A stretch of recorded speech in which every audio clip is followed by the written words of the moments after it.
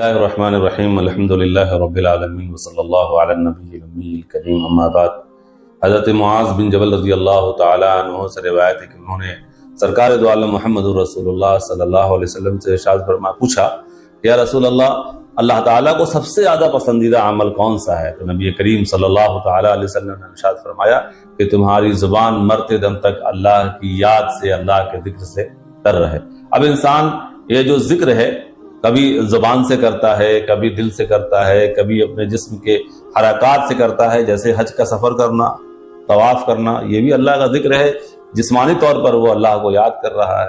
تو ذکر اللہ کے بہت سے طریقے ہو سکتے ہیں، کوشش یہ ہونی چاہیے کہ جو آپ کے لیے سہولت سے ہو سکے، پابندی سے ہو سکے، اس پر اللہ کا ذکر کرتے رہنا چاہیے، اللہ کو یاد کرتے رہنا چاہیے۔ جیسے قرآن پاک کی تلاوت، اس امت کی افضل ترین جو عبادت ہے وہ تلاوت کلام پاک ہے۔ حدیث میں ہے کہ تم میں بہتر وہ ہے جو قرآن سیکھے اور سکھائے۔ حدیث قدسی میں ہے کہ جسے تلاوت قرآن نے مجھ سے مانگنے سے، سوال کرنے سے مشغول رکھا، میں اسے شکر گزار بندوں کے ثواب سے بھی افضل عطا کروں گا۔ یعنی قرآن کی تلاوت آدمی کر رہا، دعا نہیں کر پا رہا ہے تو اللہ تعالیٰ خود اپنی جانب سے دیں گے۔ اسی طریقے سے توبہ استغفار ہے کہ احادیث میں دل کی صفائی کے لیے، پاکیزگی کے لیے استغفار کی بہت تاکید کی گئی ہے۔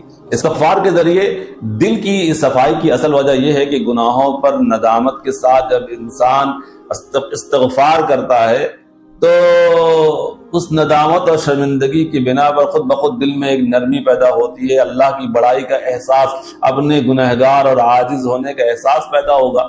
یہی احساس دل کی پاکیزگی کا سب سے بہترین ذریعہ بنے گا۔ لیکن توبہ اور استغفار کے تعلق سے ایک بات یہ بتا دیں کہ جو لوگ تسبیح پر یا انگلیوں پر 100 مرتبہ صبح و شام استغفار پڑھ لیتے، بلا شبہ استغفار کا اسے فائدہ بھی ہوگا اور یہ پابندی اللہ کو محبوب بھی ہے۔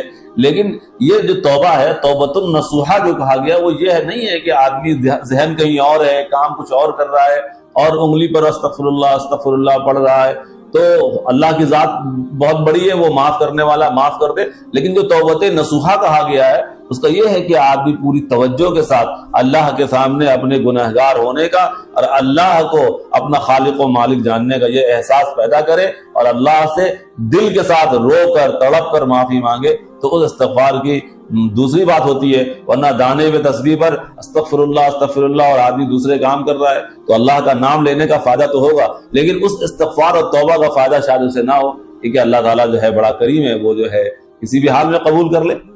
اسی طریقے سے درود پاک ذکر اللہ کا بہترین طریقہ ہے۔ خود اللہ تعالیٰ نے قرآن پاک میں نبی کریم صلی اللہ علیہ وسلم پر درود کا حکم فرمایا۔ احادیث میں حضور اکرم صلی اللہ تعالی علیہ وسلم نے بہت سے فضائل بیان کیے۔ درود پاک پڑھنے والے کے لیے دنیا اور آخرت میں بے شمار بھلائیاں عطا کی جاتی ہیں۔ اللہ تعالیٰ کو یہ پسند ہے کہ اس کے رسول پر درود بھیجا جائے۔ یعنی ایک مرتبہ کسی صحابی سے نے نبی کریم صلی اللہ علیہ وسلم سے پوچھا کہ یا رسول اللہ، کیا میں اپنی دن بھر کی 24 گھنٹے کی عبادت میں آدھا آپ پر درود پڑھوں اور آدھے میں دیگر عبادت کروں تو کیا یہ میرے لیے صحیح ہے؟ نبی کریم صلی اللہ علیہ وسلم نے فرمایا کہ بالکل صحیح ہے، لیکن تم مزید اور کرو تو زیادہ بہتر ہے۔ پھر انہوں نے کہا کہ یا رسول اللہ، کہ میں اگر جو ہے 3/3 درود پڑھوں، آپ پر درود بھیجوں اور 1/3 میں دیگر ذکر کروں تو کیا یہ میرے لیے بہتر ہوگا؟ اللہ کے رسول صلی اللہ علیہ وسلم نے فرمایا بالکل یہ بہتر ہے، لیکن تم اور کرو تو تمہارے لیے اور بہتر ہے۔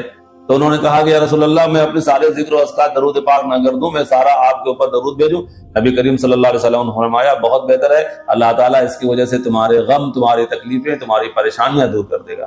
جو انسان اپنے دل کے اندر دعائیں اور اللہ سے مانگنے کے لیے جو چیزیں رکھے ہوا ہے، وہ اس درود کی بدولت اللہ تعالیٰ اس کی وہ تمام ضرورتیں، حاجتیں، وہ دعائیں جو اس نے مانگی نہیں ہے دل میں ہے، وہ اللہ تعالیٰ قبول فرما لیں گے۔ تو درود پاک کی کثرت کرنی چاہیے۔ تیسری چیز جو ذکر کی ہے وہ یہ ہے کہ بارگاہ الہی میں اللہ سے دعا کرنے سے بڑھ کر کوئی چیز نہیں ہے۔ تو دعا سے بندوں کے گناہ بھی معاف ہو جاتے ہیں، اسے بھلائی بھی عطا ہوتی ہے اور اس کے لیے بھلائی اسٹور بھی کی جاتی ہے۔ کوئی انسان یہ نہ سوچے کہ میں اتنے دن سے دعائیں کر رہا ہوں، میری دعا قبول نہیں ہو رہی ہے۔ دعا قبول ہونے کے 3 کنڈیشن ہے۔ جو تم نے مانگا ہے وہ ایز اٹ از تم کو مل جائے گا۔ دوسرا یہ ہے کہ وہ تمہارے حق میں بہتر نہیں ہے، اللہ کو پتا ہے کہ وہ جو چیز تم مانگ رہے ہو وہ تمہارے حق میں بہتر نہیں ہے، تو اللہ تعالیٰ ویسے ہی کوئی مصیبت اور پریشانی یا بیماری یا کاروبار میں نقصان وغیرہ ایسی چیزوں کو اللہ تعالیٰ روک دیتا ہے، ختم کر دیتا ہے، تو وہ دعا ایز اٹ از تو قبول نہیں ہوتی ہے نمبر 2 میں، لیکن تم سے ویسے ہی کوئی پریشانی دور کر دی جاتی ہے۔ نمبر 3 کہ اللہ کی مصلحت ہے کہ وہ تم کو اللہ تعالیٰ اپنی دنیا میں نہیں دینا چاہتا ہے تو وہ آخرت میں اسٹور کر لیا جاتا ہے، اور جب آخرت میں انسان مرنے کے بعد جائے گا اور اللہ تعالیٰ اسے یہ دکھائیں گے دیکھو تمہاری دعائیں یہ دعائیں تمہاری ہیں جو قبول کی گئی لیکن دنیا میں نہیں دی گئی، تو پھر وہاں وہ افسوس کرے گا کہ خائے کاش کہ دنیا میں میری کوئی دعا قبول ہی نہ کی گئی۔